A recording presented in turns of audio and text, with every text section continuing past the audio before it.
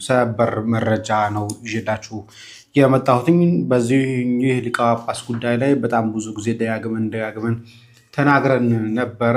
ዛሬ እግዚአብሔር ይመስገን አባቶቻችን በጣም ወሳኝ የሆነ መልእክት አስተላልፈውልናል። ከጵጵስናቸውም ጭምር እንደታገዱ መረጃዎች ሰምተናል። ወላዲተ አምላክ ስም ሰው የዚህን ያክል እንዴት በገዛ ሃይማኖቱ ላይ ሴረኛ ይሆናል? እንዴት በአካሉ ተቀጥቶ በልቡ ነው የዚህን ያክል ሁልጊዜ ነውርን ያበቅላል?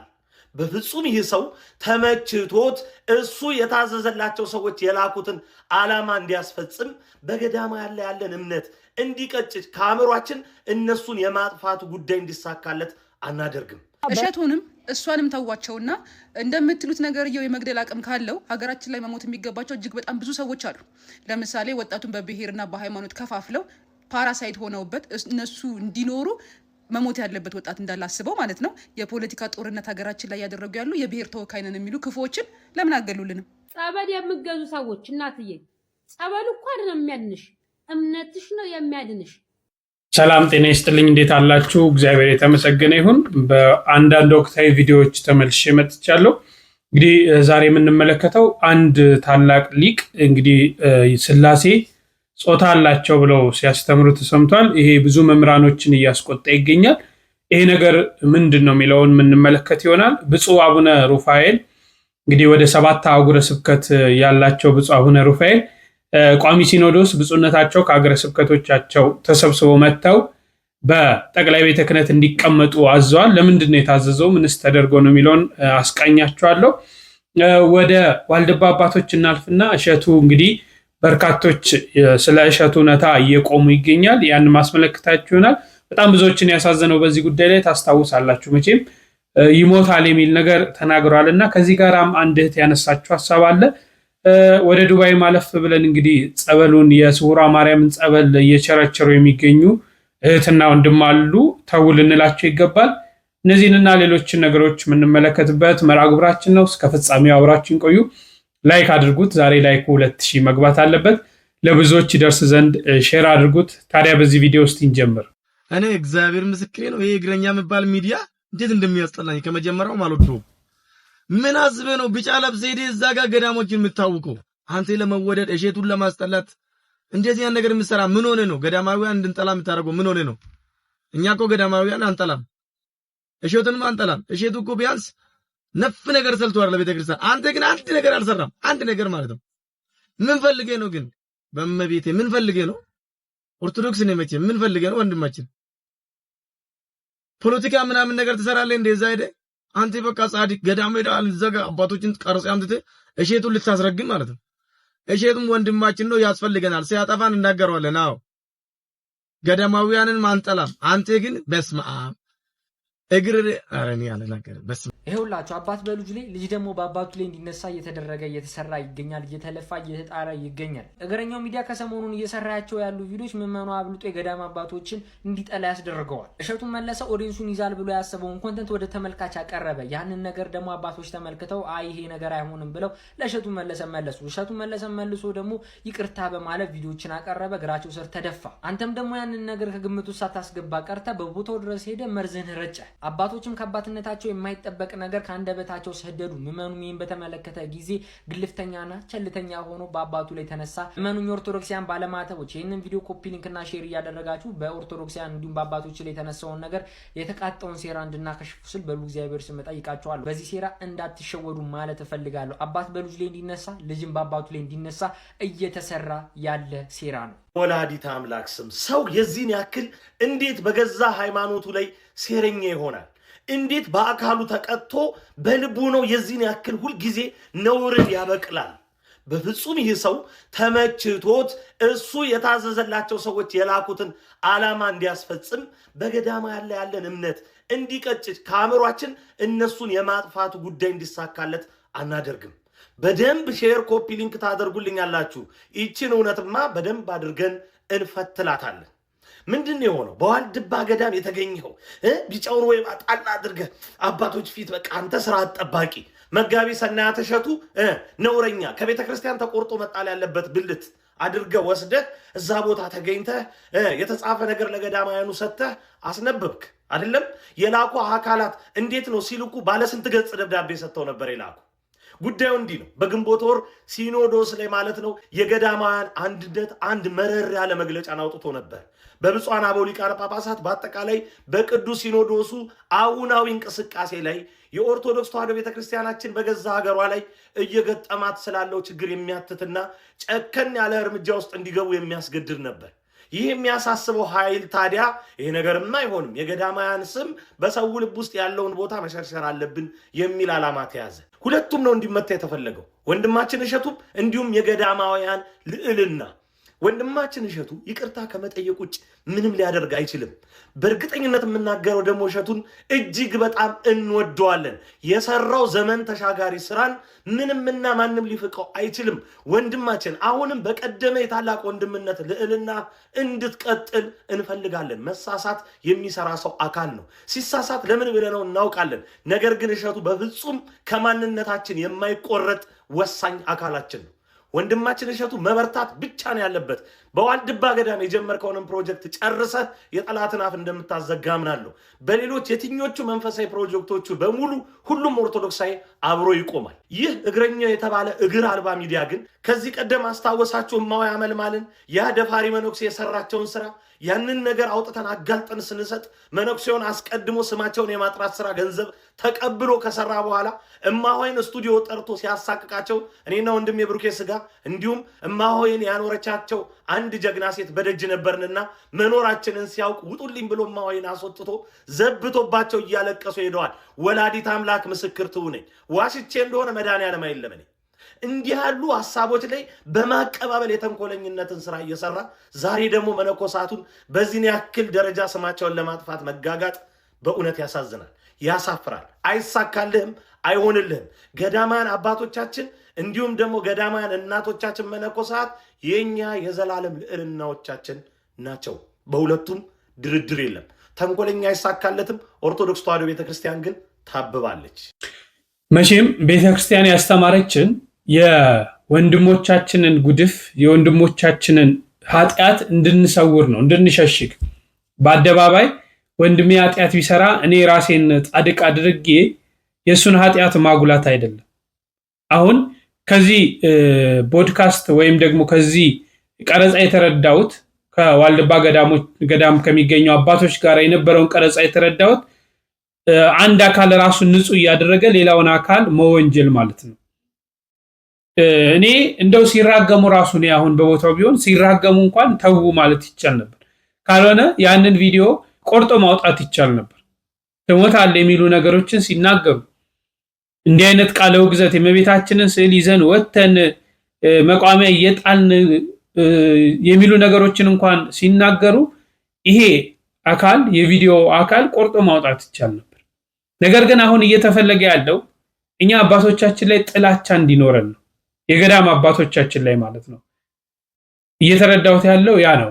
ሰዎች በገዳም የሚገኙ አባቶችን አንቅሮ እንዲተፋቸው ምንም ጥቅም እንደሌላቸው እንዲህ አይነት ስራዎች ነው እየተሰሩ ያሉት። ባይ ዘ ዌይ በገዳሙ እኛ አንድ መነኩሴ ናቸው ወጥቶ የተናገሩት። ስንት ቅዱሳን አባቶች አሉ ምንም አያውቁ። በዚህ በዋልድባ ገዳም ምንም የማያውቁ አብረው በዙሪያ የተቀመጡት እንኳን ነገሩ ምን እንዳልሆነ እንዳልገባቸውም የማያውቁ ወደ ክርስቶስ ወደ ፈጣሪ ብቻ ጸሎት የሚያደርጉ አባቶች አሉ። እኛ ደግሞ አባቶቻችንን አንጠላም። የሚሰጠንንም አጀንዳዎች እዛው እናከሽፋቸዋለን። እንደዚህ ያልን ማለት ነው። ወንድማችን ነው እሸቱ በቤተ ክርስቲያን በጣም ብዙ ውለታ ውሎላታል። ብዙ ታሪክ ሰርቷል። ራሱ ነፍሱም የምትጠቀምበትን ቢሆን ማይካዱ ስራዎችን ሰርቷል። ይህን ማመን አለብን። ስለዚህ ይሄንን ልጅ በዚህ ልጅ አስመስሎ ገዳማውያን እንድንጠላ ነው እየተደረገ ያለው። ይሄን በደንብ እንድትረዱ ትፈልጋለሁ። እንደው የዚችን ልጅ ሐሳብ እንስማና ከዚህ አጀንዳ እንውጣ። እሸቱንም ይዘው ትሞታል፣ እሷም ማሽናት እሸቱንም ይዘው ስለምትሞት ግን ከመሞቱ በፊት እውነት እኔ እንደው በቅድስት ቤተክርስቲያን ፊት ለፊት ቁመን ነው ቁጭ ብለን የምንነጋገረው። ያወርደው ይሄንን ቪዲዮ ቢያስተካክልን፣ ማስተባበያ ይሰጥበት፣ ይቅርታ ቢጠይቅ እኛንም ብቻ አይደለም ኦርቶዶክሳውያን የተሳሳቱትም ይቅር ቢላቸው ጥሩ ነው። አሁንም ይሄን ነገር ማስተካከለው ከሆነ መቁጠሪያ እየጣልን ገና እሸቱንም እሷንም ተዋቸውና እንደምትሉት ነገርየው የመግደል አቅም ካለው ሀገራችን ላይ መሞት የሚገባቸው እጅግ በጣም ብዙ ሰዎች አሉ። ለምሳሌ ወጣቱን በብሔርና በሃይማኖት ከፋፍለው ፓራሳይት ሆነውበት እነሱ እንዲኖሩ መሞት ያለበት ወጣት እንዳላስበው ማለት ነው። የፖለቲካ ጦርነት ሀገራችን ላይ ያደረጉ ያሉ የብሔር ተወካይ ነን የሚሉ ክፉዎችን ለምን አገሉልንም? መግደል የሚችል ከሆነ አሁን ያላችሁት ነገር እሸቱ ምን አደረገ? እሸቱ ምንም አላደረገም። ወይም ደግሞ ያቺ ኢሹ ያደረጋችኋት ሞኖክሴ ምንም ያደረገችው ነገር የለም። አሁን ካላችሁበት ኢጓችሁ ውጡና የምትሉት የጸሎት ሲስተም ሰው የሚገል ከሆነ መግደል የሚችል ከሆነ መሞት ያለባቸው ብዙ ፖለቲከኞች አሉ። የወጣቱ ጀርባ ላይ ተለጥፈው ደሙን እንደ ጁስ የሚጠጡ እድሜውን ቅቅል አድርገው የሚበሉ እነሱ የማይሞቱ ወጣት የሚገሉ እነሱ የማያረጁ ሀገሪቷን የሚያስረጁ ክፉዎች አሉ። ሰው እነሱን ግደሉልን፣ ውለታችሁ ይኑርብን። እስኪ እሸቱ ላይ መፎከር ወይም ደግሞ ሞኖክሲያም ትሞታለች ማለት ዋዳት ሜን ነገርየው የምር የሚሰራ ከሆነ ሀገራችን ማረፍ ስላለባት ሰላም ማግኘት ስላለብን ወጣቱን በሰላም ወጥቶ መግባት ስላለበት እነኚህን ሰዎች ግደሉልን። ከትግራይም ከአማራም ከኦሮሞም ከጉራጌም ከየትኛውም ክልል ወጣቱን ደሙን እንዲሰክተው እንደ ስትሮ የሚመጥ የሆነ ፖለቲከኛ አለ። እነሱን ግደሏቸው እና ሰርፕራይዝ አድርጉን። ሀገራችንን ሰላም አድርጓት። ለበረከት ጸልዩ፣ ለሰላም ጸልዩ። ሀገር ሰላም እንድትሆን እንድትሆን እንድታድግ የተሻለች እንድትሆን ስሩ። ሲቀጥል ምንኩስና እንደዚህ ነው እንዴ? እኔ እኮ ቤተክርስቲያን ስመጣ እኔ ቤተክርስቲያን ትመስለኝ የነበረው ከልጅነቴ ጀምሮ ማለት ነው ትክክለኛ መልካችሁን እስከማይ ድረስ ከሰማይ የወረደች እንጂ በሰው የምትመራ አይመስለኝም ነበር። ኢሞሽናል ሰዎች ያሉባት አይመስለኝም ነበር። 2 ወር ባልሞላ ጊዜ ነው ጥንቅቅ አድርጌ አይቻችሁ በጣም የደበረኝ። ስለ ግሌ አይደለም። አንድ እውነተኛ ጴንጤ የነበረ ሰው በፍጹም ኦርቶዶክስ መሆን እንዳይችል የምታደርጉት እናንተ ናችሁ። ብዙ ኦርቶዶክስ መሆን የሚፈልጉ ፕሮቴስታንቶችን ማለት ነው የሚገፋው ንግግራችሁ፣ ክፋታችሁ፣ ይሄ ባህሪያችሁ ነው። ምክንያቱም እሸቱ ከቅንነትና ከመልካምነት ተነስቶ ነው ያንን ነገር ያደረገው። እንዴት ይቅር ባይ ልብ የላችሁም እናንተ? እንዴት አባት አይደላችሁ እንዴ? ቢገላችሁ እንኳን ያን ያክል ሟርት ድግምት ምናምን አትናገሩበትም ነበር። ግን ውሸት ልባችሁ እስቲል ከተማ ነው ያለው። ስጋችሁ ነው እዛ ያለ። ብዙ ሰዎች ከተማ ላይ ሆነው ገድመዋል። ፍጹም ከፈጣሪ ጋር ተገናኝተዋል። እናንተ እዛ ሆናችሁ ልባችሁ ገንዘብ ውስጥ ነው ያለው። እናንተ እዛ ሆናችሁ ከተማ ነው ልባችሁ ያለው። የምትሰሩት ነገር በሙሉ እኮ ሶሻል ሚዲያ፣ አሁን እኮ ሶሻል ሚዲያ የአንዳንዱን ህጸጽ እያወጣ ሜዳ ላይ ይጥላል። እና ደግሞ ከጃይሻል ዶማ የእሸቱን ጥፋት ለማረም ሌላ ሰውዬ ጋር እሱ ደግሞ የባሰበት ማስታረቅ ሲችል ነገሩን በዝግ ማድረግ ሲችል እያንዳንዱ ሰው የዩቲዩብ ገንዘብ እየሰራባችሁ ነው። እናንተን አደባባይ ላይ እያሰጣ እያጋለጣችሁ ኢቨን የቤተ ክርስቲያኗን ኢሜጅ ላስት ፔጅ እያበላሻችሁ ነው። ላስት ፔጅ ዋልድባ ትልቅ ገዳም ነው። ይኸው አደባባይ ላይ ያወጣችሁት። ጭራሽ ትዝታላችሁ፣ ጭራሽ ትፎክራላችሁ። ምን እያላችሁ እንገላለን። ታዲያ አሁን ከተማ ላይ ያለ የቸገረው ሰው ቢገል ምንድን ነው ጥፋቱ? የራበው ያ ገንዘብ ያጣ ሰው ወንጀል ቢሰራ ምንድን ነው ክፋቱ? እናንተ ዓለም በቃኝ ያላችሁ ሰዎች ይሄን ካደረጋችሁ እውነቴን ነው የምላችሁ ዲስ ታይም ማለት ነው እሸቱ የሆነ ነገር ቢሆን ከዋልድባ ውጪ እዛ ውስጥ ካሉ ሞኖኮሳት ውጪ ማንም ምንም ሊያደርገው አይችልም። ግን ነገርየው እውነት የሚሰራ ከሆነ ግን ለኢትዮጵያ እድገት ተጠቀሙበት፣ ለአንድነት ተጠቀሙበት፣ ለሰላም ተጠቀሙበት። ፖለቲካ አትስሩ። ሰፋ ያሉ ሀሳቦችን አንስታለች። በተለይ ትሞታለህ ከሚለው ነገር ጋር ይህን ማድረግ ከቻላችሁ በላይ ያነሳቻቸው ሀሳቦች አሉ። በዚህ ላይ ሀሳብ አስተያየታችሁን እስቲ ስጡ። ወደ ብፁዕ አቡነ ሩፋኤል ከማረፋችን በፊት በዱባይ አጠር ያለ ቪዲዮ ነው ማሳያችሁ። እንግዲህ 2 እህታማቾች የሆኑ ባልና ሚስት የሆኑ አላወቅኩም የስውሯ ማርያምን ጸበል ከዚህ ይዘው ሄደው ለምዕመናኑ ይሰጣሉ እና ባለፈውም ቪዲዮ ሰርችላችሁ ነበር። ነገር ግን አሁን ውስጡን ስንመለከተው ወደ ሌላ ነው። እኛ ደግሞ በምንድን ነው ማመን ያለብን? እስቲ ትንሽ ቪዲዮ እንመልከት። ጸበል ትሸጣላችሁ ላላችሁ ደግሞ እኛ ጸበል አንሸጥም። ለጠየቁም ግን ሰጥተናል። ድሪቨሪ ከፍሎ ወስደዋል። ኦርደር ያደረገ አልሸሹም ዞር አሉ ሲባል ሰምታችሁ ታውቃላችሁ አይደለ? ያ ማለት ልክ እንደነዚህ ሰዎች ማለት ነው። አሁን የምነግራችሁን ቪዲዮ እስከ መጨረሻ ማየት አለባችሁ። ምክንያቱም እንደነዚህ ያሉ ሰዎች ሰዎችን የሚያወናብዱት ሃይማኖትን ሽፋን በማድረግ ስለሆነ እኔ ደግሞ ሀቅን ሀቅ ነው ብዬ የማወራ ሰው ነኝ። ነገሮችን ደግሞ ሳወራ በመረጃና በማስረጃ ስለሆነ ሀሳቤን እስከ መጨረሻ ሳታዩ በእንደነዚህ ያሉ ሰዎች እንዳትታለሉ አስቀድሜ መናገር እፈልጋለሁ። ምክንያቱም ሃይማኖትን ሽፋን አድርጎ የሚያወራ ሰው ብዙ ጊዜ ያ ሰው ነው እንጂ ትክክል እውነት ተናጋሪውን አካል ይሄን መናፍቅ ምን አገባ እኛን ካዳነን በእኛ እምነት ደግሞ አንተ ምን አገባ ምናምን ሊል ይችላል። የኔን እምነት ሳይጠይቅ የነሱ እምነቴ እንዲህ ነው ያሉትን ብቻ ስለሚያስቡ ነውና በመጀመሪያ ደረጃ ማውራው ስለ ራሴ እምነት ስለሆነ እንዳትሸወዱ ብዬ ነው እስከ መጨረሻ ቪዲዮን ተከታተሉ ያልኳችሁ። እኔም ኦርቶዶክስ ስለሆንኩኝ እንዲህ ያለ ተግባር ትክክል ስላልሆነ ይህን ቪዲዮ እስከ መጨረሻ ሳታዩ በፍጹም ሀሳብ አስተያየት እንዳሰጡኝ። መጀመሪያ ግን ጉዳዩ በደንብ እንዲገባችሁ ይህንን ቪዲዮ ተመልከቱ። ሰላም እንዴት ናችሁ? ዱባይ ገብተናል። ውሃ እንዳይመስል ጸበል በሃይላንድ ማርያም ጸበል ነው እንደምትመለከቱት። በጥያቄያችሁ መሰረት ይዤላችሁ መጥቻለሁ። በሃይላንድ የምታገኙት በፍቅር አካውንት ገብታችሁ ቁጥሯን በመውሰድ እዚህ ጋር ቁጥሩ መድኃኒዓለም ብቻ ሊሸጡት እንዳይሆን በቄ ዲዛይን ወር በቄ ዲዛይን ምናምን።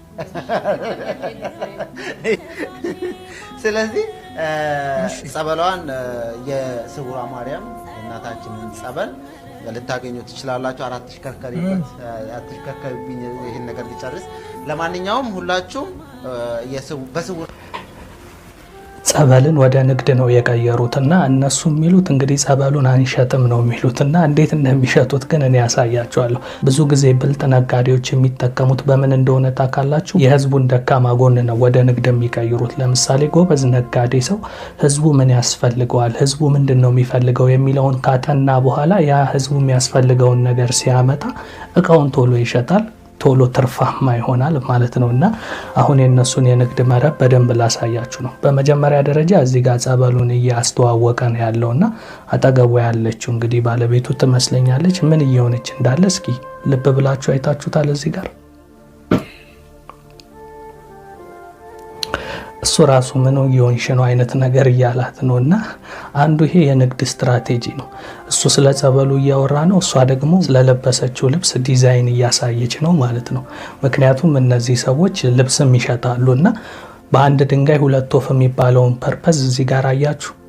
መጀመሪያ የእናንተን አቴንሽን በሃይማኖት ሽፋን ይወስዱታል። ምክንያቱም ጸበል ሲባል ቶሎ ትጓጓላችሁ። በተለይ ደግሞ አረብ ሀገራት ላይ ያላችሁ በዙሪያችሁ በቀላሉ ጸበል ስለማታገኙ ጸበል መጣልን ላይ ናችሁ እናንተ ሀሳባችሁ። እሷም 2 ማርኬቲንግ ሰራ። አንድ እሷ ልብስ እያስተዋወቀች ነው ከጎኑ እንዲህ እያለች ማለት ነው፣ ግን ስለ ጸበል እያወራ ነው እሱ። 2 ደግሞ የት ታገኙታላችሁ አለ፣ በፍቅር ዲዛይን በሚለው አካውንት የትኛውን ነገር ፕሮሞት አረገ ማለት ነው። ወደ እሷ ልብስ ወደሚሸጡበት አካውንት በጸበሉ ሰበብ እንግዲህ ሰው ጸበል ፍለጋ ወደዛ አካውንት ሙቭ ያደርጋል ማለት ነው። አያችሁ ስማርትነታቸውን። እኔ እኮ አንዳንዴ ምን አለ እንደሌላው ሰው እንኳን ጀዝባቡ እንኩኝ የምልበት ጊዜ አለ። ማወቅ ከባድ ነው፣ እውነት ያሳምማቸዋል። እኔ አሁን አንዳንድ ነገሮችን ሳይ በጣም እናደዳለሁ። በትክክለኛው መንገድ እኮ ሰው የፈለገውን ቢያደርግ እኮ ችግር የለብኝም።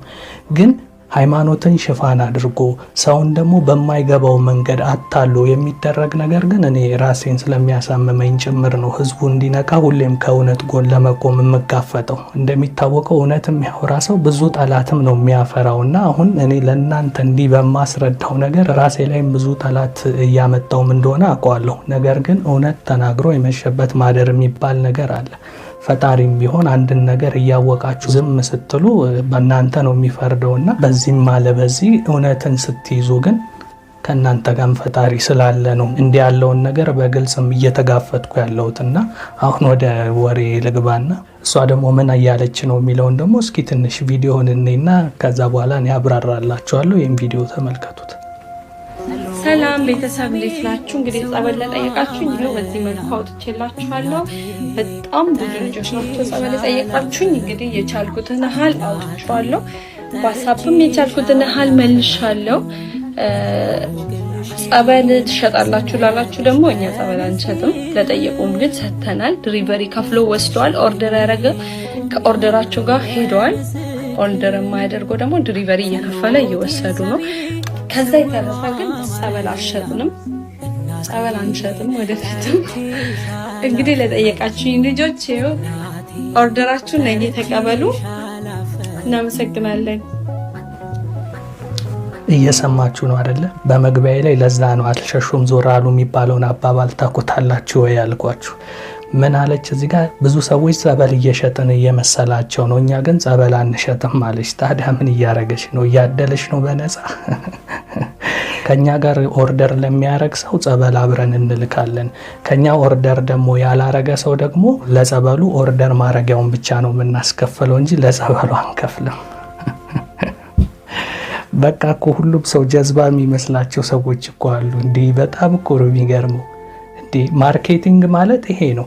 ለምሳሌ ጸበሉን ሊሸጡ ያሰቡት 5 ብር ቢሆን ዴሊቨር የሚደረገው ደግሞ በ10 ብር ቢሆን የጸበሉና የዴሊቨሩ አንድ ላይ ስንት መጣ? 15 ብር። ስለዚህ አሁን ምን ያደርጉታል? ጸበሉን በነፃ ያረጉትና የዴሊቨሩን ሂሳብ ግን 15 ብር ሲሏችሁ እናንተ ጸበሉን በነፃ የሰጧችሁ ይመስላችኋል። ጸበል የምገዙ ሰዎች እናትዬ፣ ጸበሉ እኮ አይደለም የሚያድንሽ፣ እምነትሽ ነው የሚያድንሽ። በጣትነሽም እንደ አንቺ ገላሽን ታጥበሽ ሻማሽን አብርተሽ ነጠላሽን ለብሰሽ ውሃሽን አቅርበሽ እንባሽን እያነባሽ የአባቶቻችን አምላክ የአብርሃም የይስሐቅ የያዕቆብ አምላክ ጨለማን በኃይል በስልጣን የምገፍልን እውራንን ያበራህ ሙት ያስነሳ ለምጣሞችን ያጸዳ ዲዳዎችን እንዲናገር ያደረግ ሽቦችን የተተርክ ባህር የከፈክ ስለኛ ብዙ መከራን ስቃይን የተቀበልክ የሾህ አክሊል የደፋክ 6666 የተገረፍክልን ጌታ ሆይ እባክህን የባህሪያን አስበኝ፣ ከበሽታዬ ፍታኝ፣ እንጀራሽን ተዘግቶ ከሆነ እንጀራዬን ክፈትልኝ። አባት ሆይ በተቸገርሽበት ነገር ላይ ደምንባ አልቅሰሽ ለምነሽ ይሄንን ውሃው አንተ ባርክልኝ፣ ዮርዳኖስ ጸበል አድርግልኝ፣ አይነ ጥላ መጣ ያድርግልኝ፣ የቡዳ መንፈስ መጣ ያድርግልኝ፣ የበሽታ መንፈስ መጣ ያድርግልኝ፣ ኃይለ አጋንንት ይፈርበት ብለሽ የዮርዳኖስ ጸበል የድንግል ማርያም ጸበል አትጠጪም፣ አትተባበሽም። አንድ ነገር መኑ ከስውሯ ማርያም መጣ፣ ከጻድቃኔ ማርያም መጣ፣ ከየትም ጸበል መጣ፣ እኛ እምነት ከሌለን ምንም ጥቅም የለውም። እሺ ዋናው የሚያድነን እምነታችን ነው። በየገዳሙ በየቦታው መመላለስ ወይም ደግሞ የዚህ ገዳም ነው የዚህ ገዳም አዎ በየገዳሙ በየቦታው መመላለስ የቦታውን በረከት የቦታውን ቃል ኪዳን እናገኛለን። ይሄ ማይካድ ነው። ነገር ግን ለዚህ ሁሉ የሚያደርሰን የኛ እምነት ነው። በውጭ ዓለም የምትገኙ እህት ወንድሞቻችን ቤተሰቦቻችን ግዴላችሁም ከገሌ ጸበል አስመጥቼላችኋለሁ፣ ከገሌ እምነት አምጥቼላችኋለሁ፣ ከዚህ ቦታ ይሄን እንዲህ አይነት ነገሮችን ተው። በራሳችሁ እምነት ይኖራችሁ። ቁሙ፣ ጧት ዳሴ ማርያም ድገሙ፣ ውሃ አስቀምጣችሁ ጸልዩበት። በእምነት ያንን ነገር ተቀቡት፣ በእምነት ያንን ነገር ጠጡ፣ ማግኘት ትችላላችሁ። ዛሬ ሁሉም የዚችን ቤተክርስቲያን ሴንሲቲቭ ፓርት ህዝቡ መቼም በቤተክርስቲያን ነገር ላይ በጣም ምንም ስለማይደራደር የራሳቸውን ቢዝነስ የራሳቸውን ገቢ ለማግኘት ሲሉ ቤተክርስቲያኒቷን ይጠቀሟት። በቃ አሁን በዚህ ውስጥ የልብስ ማስታወቂያ እውነተኛ ጸበል ቢሆን እኮ በተለያየ መንገድ ማድረግ ይቻላል። የልብስ ማስታወቂያ ይህንን ጸበል የምታገኙት ደግሞ ከዛ ሱቅ ልብስ ካዘዛችሁ ልብስ ከተሰራላችሁ በነፃ ዴሊቨሪ ሁሉ ይመጣላችኋል። ልብስ ከዛ ቤት ካላሰራችሁ ደግሞ የዴሊቨሪ ትከፍላላችሁ ማለት ነው። መስፈርት እየሆነ እየመጣ ነው ማለት ነው። ምን አይነት ዘዴዎችን ተጠቅመን ይሄን እናደርግ የሚሉ ነገሮች እየመጡ ስለሆነ ከእንዲህ አይነት ራሳችንን ልንጠብቅ ያስፈልጋል። ሃይማኖታችን እምነታችን በእንደዚህ አይነት ሁኔታ ነው የሚበረዘው። እምነት ካለን እቤት ውሃ እንጠጣ፣ ጸበል አድርገህ ጠዋት ድገምበት፣ የቅዱሳኑን ገድል ድገምበት። ምን ችግር አለ? ዛሬ እግዚአብሔር የተመሰገነ ይሁን ዩቲዩብ ሁሉ ጸሎት ማድረግ ባትችሉ እኮ ብዙ ገድላት ብዙ ድርሳናት እንኳን ከፍታችሁ በእምነት ብትቆሙ ትድናላችሁ። በእምነት ብትደባበሱ ትድናላችሁ። እምነት ብቻ ነው የሚያስፈልገው። አንድ ታሪክ ልንገራችሁ። ጻድቃኔ ማርያም የተከሰተ አንዲት ልጅ በሀገረ ጣሊያን ነው የምትኖረው። ወደ 19 ዓመት ሆኗታል ከሀገር ከወጣች ማለት ነውና እናት በዚህ በኢትዮጵያ ነው የሚኖሩት። በሀገር ቤት በኢትዮጵያ ነው የሚኖሩት። እባክሽ ልጄ ሳልሞት መተሽኝ በጣም ረጅም ዓመት ሆኖናል ከተያየን እያሉ እለት ዕለት እናትየው ልጃቸውን ይጨቀጭቃሉ። ይቺ ልጅ ወደ 19 ዓመት በጣሊያን ሀገር ያልፍልኛል ቤተሰቦቼ ሁሉ ያልፍላቸዋል ብላ ሄዳ ነገር ግን ያላሰበችው ነገር ገጠማት። ምን ገጠማት መሰላችሁ? ፓራላይዝድ ሆናለች። ረጅም ዓመት ወደዚህ እንዳትመጣ አካሏ ሙሉ ሆኖ ተጉዛ ሄዳ እዛ ሀገር ፓራላይዝድ ስትሆን እንዴት ወደ እናቷ መታ እንዲህ ሆንኩ ትበል? እናትየው ይህንን መቋቋም አትችልም ብላ በጣም ብዙ ሕክምናዎችን ሞከረች። በጣም ብዙ ማለት ነው። በመጨረሻ በየሀገሩ የሚዞሩ ስፔሻሊስቶች አሉና ተራራው ወረፋው ደርሷት ሊሰሯት ልትሰራ ቀጠሮ ተያዘ። በዚህ ሰዓት ለእናት ምን ትላለች? ትደውልና የጻድቃኔ ማርያም ቤታቸው የጻድቃኔ ማርያም ጸበልና እምነት አይጠፋም። የጻድቃኔ ማርያም ጸበልና እምነት ላኪልኝ፣ በዚህ በ2 ቀን ውስጥ አየር መንገድ ሄደሽ ወደ ጣሊያን የሚሄድ ሰው ብለሽ ለምነሽ ላኪ ብላ ለእናት ትነግራለች። እኚህ እናት ልጄ ምን ገጠማት ብለው ያንን እምነትና ጸበል ይዘው ወደ አየር መንገድ ይሄዳሉና ቢሞክሩ ሁለቱን ቀን የተሰጣቸው 2 ቀን ነው። በ2 ቀን ውስጥ ቢሞክሩ የሚወስድላቸው ሰው ይጠፋ። በዚህ ሰዓት በቃ ልጅቷም ሆስፒታል ገብታለች፣ ልትሰራ ነው። 2 ቀን አልጋ መያዝ አለብሽ ተብላ ተይዛ ቀኗ ነገ ሆኗል። በቃ እናትየው በመጨረሻ በማታ ተስፋ ቆርጠው መጡ። ምን ያህል እምነት እንደሚያድል ላሳያችሁ። እኚህ እናት ወደ ቤት መጥተው ምን አደረጉ? እምነቱንና ጸበሉን በጠበጡና የልጃቸውን ፎቶ አሹት። በእምነቱና በጸበሉ ፎቶአቸው አለ ተሰቅሏል። አሹት። ለማርያም ፊት አስቀመጡ። ሻማ በሩና አንቺ እመቤቴ አንቺ እያለሽማ ልጄ ምንም አትሆንም አድኝልኝ ብለው እዚህ ሆኖ ያንን ደባበሱት፣ አሹት ማለት ነው።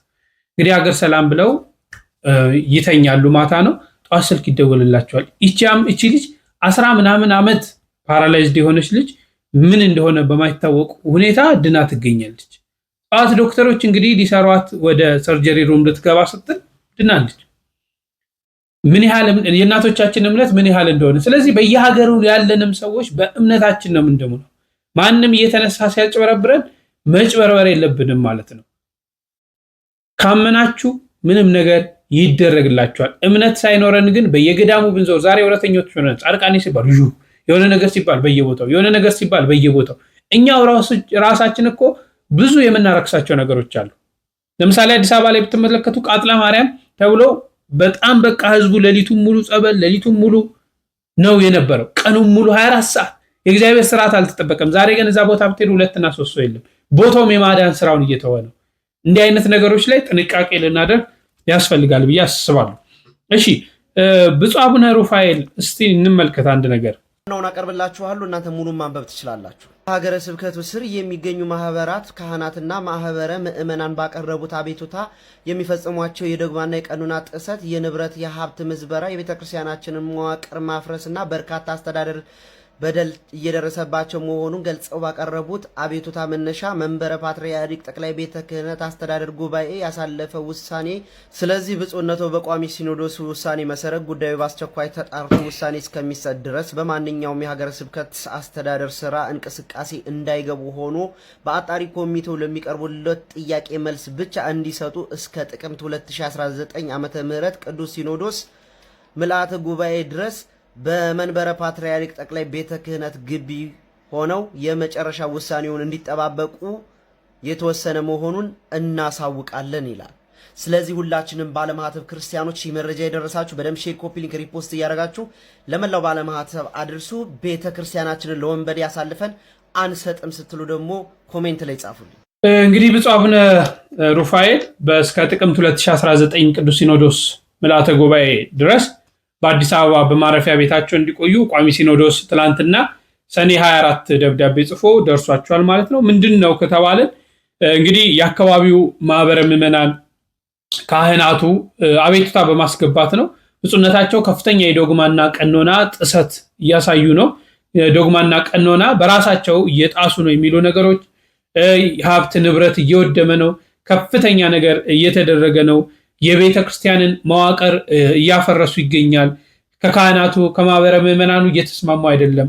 ስለዚህ እኚህን አባት በፍጹም አንፈልጋቸውም፣ ከዚህ በኋላ አንቀበላቸውም ብሎ ከፍተኛ ቤቱታ በመጣ ሰዓት እንግዲህ ቋሚ ሲኖዶስ አጣሪ ኮሚቴዎችን ብፁዕነታቸውን የሚያጣራ እንዲሁም ደግሞ በሀገረ ስብከቱ ሄዶ አሉ የተባሉ ችግሮችን የሚያጣራ አጣሪ ኮሚቴ አዋቅሯል። እነዚህ አጣሪ ኮሚቴዎች ለምልዓተ ጉባኤው እስኪያቀርቡ ድረስ ብፁዕ አቡነ ሩፋኤል እንግዲህ ከሀገረ ስብከታቸው ተነጥለው በአዲስ አበባ እንዲቆዩ ተደርጓል ማለት ነው። በርካታ መረጃዎች በዚህ በማህበራዊ ሚዲያ ስለሳቸው ሲዘዋወር ሰምተናል። እንግዲህ ብዙዎች እንኳን ደስ አላችሁ እየተባባሉ ይገኛሉ። ብፁዕነታቸው እንግዲህ ወደዚህ መጥቷል። አጣሪ ኮሚቴ ተጣርቶ ደግሞ በጥቅምቱ ምን አይነት ውሳኔ ይሰጣል? ያው አንድ ሊቀ ጳጳስ ላይ ውሳኔ የሚሰጠው ቋሚ ሲኖዶስ ሳይሆን ምልዓተ ጉባኤው ነው ሁሉንም ነገር የሚያደርገውና ስለዚህ ይሄ ነገር ምን አይነት ውሳኔ ይሰጣል የሚለውን ወደፊት የምንመለከተው ይሆናል ማለት ነው። እሺ ከዚህ ቀጥሎ ማስመለከታችሁ እንግዲህ ስላሴ ጾታ አላቸው የላቸውም የሚሉ ነገሮችን በስፋት በጣም እየተነሳ ይገኛልና እንደው ይሄንን ነገር ከመምህራኖቻችን እንድትሰሙ ነው ፈልገው። በደንብ ስሙ፣ ሐሳብ አስተያየቶቻችሁን እንድትሰጡ እየጠየቅኩ እኔ ከወዲሁ ሰናበታችኋለሁ። ቸር ቆዩልኝ። ስላሴ አካል አላቸው የላቸው? ሲውላቸውም ተናገሩ። ጾታ አላቸው የላቸው? ተናገሩ። አይዟችሁ። ወይም የላቸውም ወይም አላቸው በሉ። የላቸውም። ያገር ያለ መብረቅ ማለ መምጣቱ በጣም ይገርማል። እናንተ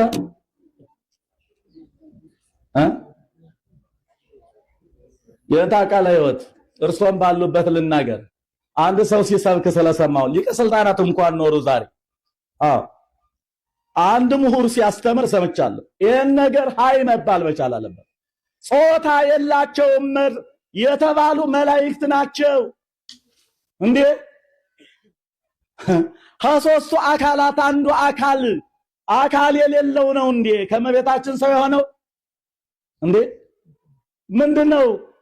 እዛ አትናቴዎስስ በምዕራፍ 8 ላይ በአንቀጽ 8 በነገራችን ላይ እነዚህ እነ መጽሐፈ መነኮሳት እና ሃይማኖተ አበው አንቀጽ እንጂ ምዕራፍ አይባሉ። የመታወቅ አለበት። ስለዚህ በዛ በስምንቱ ላይ ለእግዚአብሔር አካል አለው፣ አይን፣ ጆሮ፣ አፍንጫ ብሎ ወኩሎሙ መልክዓ ጽዱቃት የታወቁ የተለዩ መልክዓት አሉት አላለም አትናቴዎስ እንዴ? ነውር እኮ ነው። ለአብ ፍጹም አካል ፍጹም መልክ ፍጹም ገጽ አለው። ለወልድ ፍጹም አካል ፍጹም መልክ ፍጹም ገጽ አለው። ለመንፈስ ቅዱስ ፍጹም አካል ፍጹም መልክ አለው ስንል ከምን እስከ ምን ተተርጉሟል እኮ። ከራስ ጠጉር እስከ እግር ጥፍር አልተባለ? ነውር ነው። ወላዲተ አምላክን እንዲያው በዚህ አንገት እንሰጣለን። ነውር ነው ያልተባለ መምህራን ያላስቀመጡት ያላሉት ሲናገር ስለሰማሁት ነው። ከዚህ የምጠየቅ ከሆነ ከዚህ በኋላ ልጠየቅ። የኛ አካል በስላሴ አካል ልክ ነዋ እንዴ? አናፍርበትም። ሃይማኖት እኮ ነው እንዴ? ሙሉ አካል ነው ያላቸው። ረቂቅ መለኮታዊ አካል ንግበር ሰብአ በአርአያነ ወበአምሳሊነ፣ በአርአያችን እንደ ምሳሌያችን ከራስ ጠጉር እስከ እግር ጥፍር። እግዚአብሔር አባታችን ሆይ በሉኝ አለ። እንግዲህ እንደምታውቁት እግዚአብሔር ጾታ የለውም። እግዚአብሔር ወንድም ሴትም አይባልም። እንኳን እግዚአብሔር መላእክትም ጾታ የላቸው። በነገድ በጾታሆሙ በየወገናቸው ይባላል እንጂ መላእክት ጾታ የላቸው። ወንድ ሴት አይባልም። እሳትና ነፋስ ጾታ አለው እንደማለት ነው። መላእክት ጾታ አላቸው። ታዲያ እግዚአብሔር ጾታ ከሌለው አባታችን ሆይ ለምን እንለዋል? ለምን እናታችን አንለው የሚል ጥያቄ ያስነሳል። ቅዱስ ባስልዮስ ቅዱስ ጎርጎርዮስ ዘኑሲስ ስለ እግዚአብሔር በአንድ ጾታ መጠራት እንግዲህ እግዚአብሔር ሰማይና ምድርን ፈጠረ ነው የሚለው መጽሐፍ ቅዱስ ሲጀምር እንጂ ፈጠረች አይልም። ታዲያ እግዚአብሔር ጾታ የሌለው እንደሆነ ለምንድን ነው በአንድ አንቀጽ መርጠን በወንድ የምንጠራው ሲባል እግዚአብሔር ጾታ ኖሮት ሳይሆን በዕብራይስጥ ቋንቋ ባህልና በቋንቋው ስርዓት ነው በወንድ አንቀጽ የተጻፈው እና እግዚአብሔርን መጽሐፍ ቅዱስ በተጻፈበት ቋንቋ ባህል ከመዘንከው አንተ እግዚአብሔርን አላወቅከውም ይላል። ለምሳሌ በአርሜኒያ ቋንቋ ከዓለማችን ወንድም ሴትም የሌለው ቋንቋ ነው። ጀንደር ኒውትራል የሚባል ቋንቋ ነው። በአርመንኛ የሚያወራ ሰው አንተም አንቺም አይልም። ስለዚህ በአጋጣሚ እንደው መጽሐፍ ቅዱስ የተጻፈው በአርሜኒያ ቢሆን ኖሮ እግዚአብሔር ጾታ አይኖረውም ነበር ማለት ነው። ግን አሁን የተጻፈው በዕብራይስጥ ስለሆነ በወንድ አንቀጽ ተጻፈ እንጂ እግዚአብሔር ወንድም ሴትም አይደለም። ግን አባታችን ሆይ ብቻ አይደለም እናትም ተብሏል እግዚአብሔር። ቅዱስ ያሬድ በተለይ በኢትዮጵያ ቤተክርስቲያንማ በጣም ብዙ ቦታ እግዚአብሔር በእናት ተጠርቷል። አንተ አቡነ አንተ እምነ፣ አንተ አባታችን፣ አንተ እናታችን። ሐዋርያቱን ሾመ የአርድእቱን እግር ሐዋርያቱ ከበበ እግር አርዳዩ ሐጸበ። እናትም አባት ሆናቸው ይላል። ከዛ ጥበብንም አስተማራቸው ይላል። ስለዚህ እግዚአብሔር በእናትም የሚጠራው በእኛ ቤተክርስቲያን ነው። ራሱን ጠርቷል ብዙ ቦታ ላይ እናት ልጇ እንደምታጽናና እንዲሁ አጽናናቸዋለሁ። ጽዮን እግዚአብሔር ትቶኛል ጌታም ረስቶኛል አለች። በውኑ ሴት ከማህፀኗ የተወለደውን ትረሳ ዘንድ ትችላለችን? እሷ ትረሳ ይሆናል፣ እኔ ግን አልረሳችሁም፣ በመዳፌ ቀርጫቸዋለሁ ብሎ እግዚአብሔር ራሱን በእናት አምሳል መስሏል። ቅድም በጠቀስነው በሉቃስ ወንጌል ምዕራፍ 15 ላይ እግዚአብሔር መጀመሪያ ላይ እረኛ አድርጎ ራሱን መሰለ፣ መጨረሻ ላይ አባት፣ መካከል ላይ ግን እናት ነው። ድሪም የጠፋባት ቤት ውስጥ ስትፈልግ የነበረች ሴት አድርጎ እግዚአብሔር ራሱን በሴት አንቀጽ ጠርቷል። ቅድስት ሥላሴ የሚለውንም ቃል ስንተነትነው በእርግጥ በስመ አብ ወወልድ ወመንፈስ ቅዱስ አሐዱ አምላክ በቅድስት ሥላሴ የሚለው ቀጥተኛ ትንታኔው ንጹህ፣ ልዩ፣ ክቡር፣ ጽሩይ ወይም ጽኑ የሆነች ሶስትነት ማለት ነው። ሶስትነቷ ነች ቅድስት የተባለችው። ይሁንና ግን በሌላ መልኩ ሥላሴ ወይም እግዚአብሔር ወላዲ ዓለማት፣ ፈጣሪ ዓለማት፣ መጋቢ ዓለማት መሆናቸውን ለማሳየት በሴት አንቀጽ እግዚአብሔር ይጠራል ተብሎ ይተነተናል። ግን ማክበር በቤተ ክርስቲያን ትምህርት ላይ የማይሆን ነገር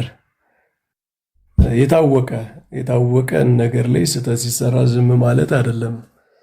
ማክበር በስህተት ውስጥ ዝም ብሎ ማለፍን አያካትትም ማለት ነው እና ያው ብዙ ጳጳሳትን ስንል ነበረ።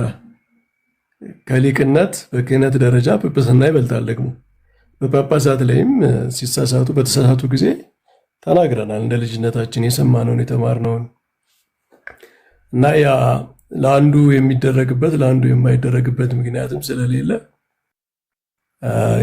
የሰማነው ነገር ስህተት ነው፣ ፈጽሞ ስህተት ነው። ይሄ ባይዘው ምንም እኮ በታሪክ በአምስተኛው በአራተኛው ክፍለ ዘመን ያለቀ የተደመደመ ነገር እኮ ነው። የአንትሮፖሞርፊዝም በእነ ቅዱስ ቴዎፍሎስ ዘመን አንዳንድ በግብፅ የነበሩ መነኮሳት ያራምዱት የነበረ ግን በቤተ ክርስቲያን ታሪክ የተወገዘ ስህተት ትምህርት ነው ተብሎ የተወገዘ ትምህርት ነው። እንግዲህ በኋላ የምናገኘው እስልምና ላይ ነው አሁን ማለት ነው እንጂ በክርስትና ታሪክ እንዲህ አይነት አስተምሮ የተወገዘ ትምህርት ነው። እግዚአብሔርን አካል ቅርጽ ያለው ውሱን ቅርጽ ያለው እንደ ሰው የሚቆጠር አካል ቆጥሮ ያ አካል ደግሞ ከቶም ጾታንም አካቶ መናገር ይሄ በክርስትና በታወቀ ሁኔታ የተወገዘ ትምህርት ነው። አንዳንድ ጥቅሶችን ቢጠቀሱ መጀመሪያ ቦታቸው የተጠቀሱበት ቦታ በምን ኮንቴክስት ነው፣ ማን ነው የተናገራቸው ብለው መመርመር አለባቸው። አንዳንዶቹ መጽሐፍትም ራሱ ይህን የሚናገሩት ምንጫቸው ራሱ መመርመር ያለባቸው አሉ። አትናቴዎስ ተብሎ ሲጠቀስ አትናቴዎስ ብለዋል ወይ? ከምን የመጣ ጽሑፍ ነው ራሱ ጽሑፉ ተብሎ መመርመር፣ እስከዚህ ደረጃ ሊቃውንት መሄድ እንዳለባቸው ነው የሚያሳየው ማለት ነው። ምክንያቱም በአትናቴዎስ ስም የመጣ መጽሐፍ ሁሉ የአትናቴዎስ አይደለም። በተለያዩ አባቶች ስም እየተጻፉ የሚመጡ ጽሑፎች ስላሉ ማለት ነው እና ምንጩ መታየት አለበት ነው። በቤተ ክርስቲያን ታሪክ ይሄ የታወቀ የተገለጠ የስህተት ትምህርት ስለሆነ ማለት ነው። ለስላሴ ጾታ የሚቀጸለው ምን ስላሴ እንደ ሰው ይራባሉ እንዴ? እንኳን ሰው መላእክትም አያስፈልገውም እኮ። ለሰው ልጅ እኮ የጾታ መታወቂያ አካል የሚያስፈልገው ለመራባት ነው። ግብር ያለው አካል ነው ጾታ ማለት ነው። ለስላሴ ግን ለምንድን ነው ጥቅም የሌለው አካል አለ ሊባል ነው? ስላሴ መቼም ለስላሴ ይህንን ስለማንናገር ማለት ነው እና ለእግዚአብሔር የምንናገረው ነገር በሰው ደረጃ በሰው አካል በፍጥረታት እንስሳት ሁሉ ባላቸው ነገር እንዴት ይነገራል? ይሄ ፈጽሞ ስህተት የሆነ ትምህርት ነው። ያው ከአክብሮት ጋራ ከማክበር ጋራ ስህተት ነው ብለን መናገር ግድ ይለናል። ማስተካከል ይኖርባቸዋል። ያው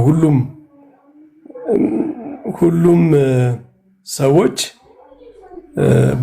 በዚህ ዓመት እንኳ ብዙ እንዲህ አይነት ነገር ስናይ ነበርና ያስተካክላሉ። ሲስተካከሉ ይስተካከላል ማለት ሰዎች አይሳሳቱ። መሳሳት ፈጽሞ የተከለከለ ነው አይባልም፣ ግን ማስተካከል ግን ያስፈልጋል። ማስተካከል ነው የአንዱ የትልቅነትን መገለጫው ማለት ነው። ከአምስተኛው ከአራተኛው ክፍለ ዘመን በኋላ 15-16ኛው ክፍለ ዘመን አካባቢ በእኛም አካባቢ እንደዚህ ብቅ ያሉ ትምህርቶች ነበሩ። እዚህ አንትሮፖሞርፊክ የሆነ አቋም ያላቸው ሰዎች የእነሱም ትምህርት ትክክል አይደለም። ምክንያቱም ቤተክርስቲያን አንድ ጊዜ የኦርቶዶክሳዊነት መታወቂያ ምንድነው? ኦርቶዶክሳዊነት መለያው ምንድነው? በአንድ ዘመን ቤተክርስቲያን የወሰነችው ነገር እንደገና ተመልሶ ለውይይትም አይቀርብም።